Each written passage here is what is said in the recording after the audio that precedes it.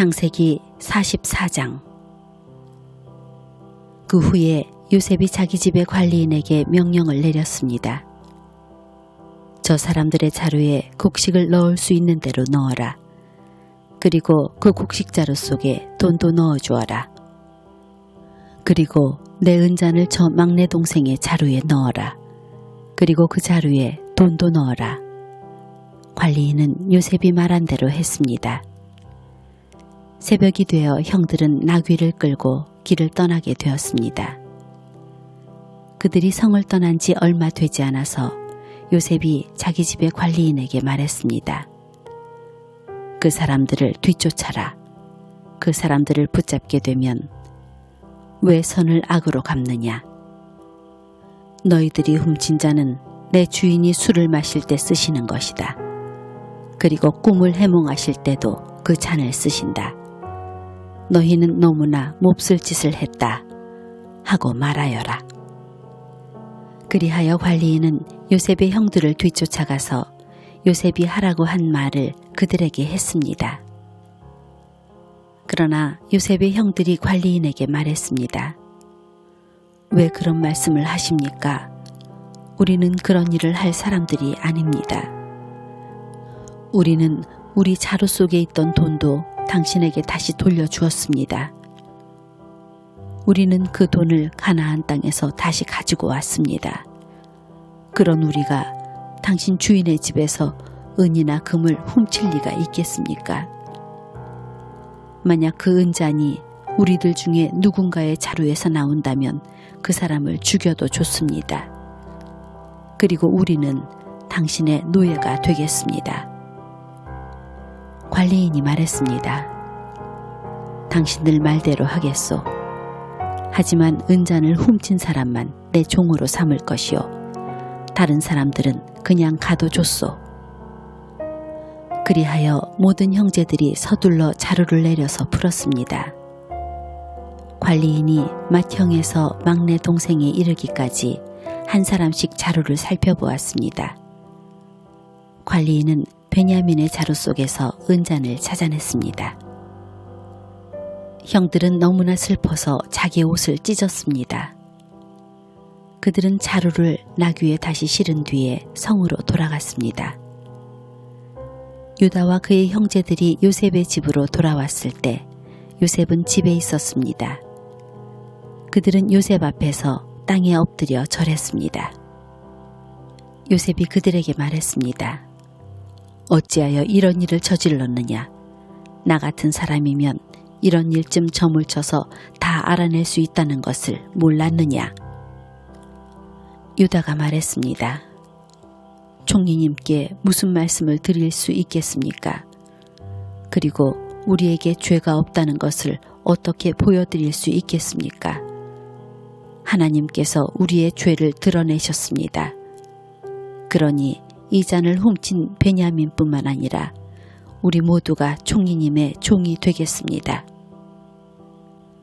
그러나 요셉이 말했습니다. 그런 일은 내게 있을 수 없다. 오직 은잔이 그 짐 속에서 발견된 사람만이 내 노예가 될 것이다. 나머지 사람들은 자유롭게 너희 아버지에게 돌아가도 좋다. 그러자 유다가 요셉에게 나아가서 말했습니다.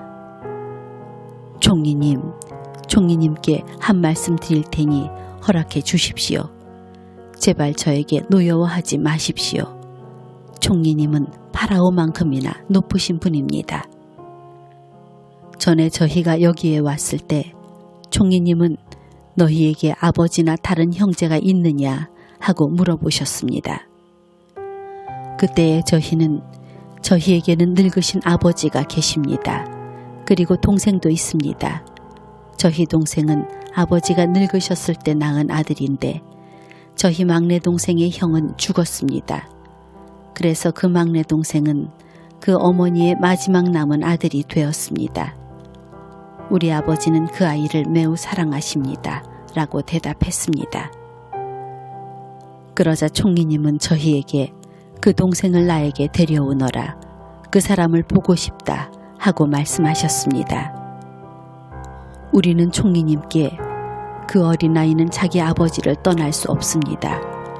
만약 그 아이가 아버지를 떠나면 아버지는 돌아가시고 말 것입니다. 라고 말씀드렸습니다. 하지만 총리님은 너희 막내 동생을 데리고 와야 한다. 만약 데리고 오지 않으면 다시는 나를 못 볼 줄 알아라 하고 말씀하셨습니다.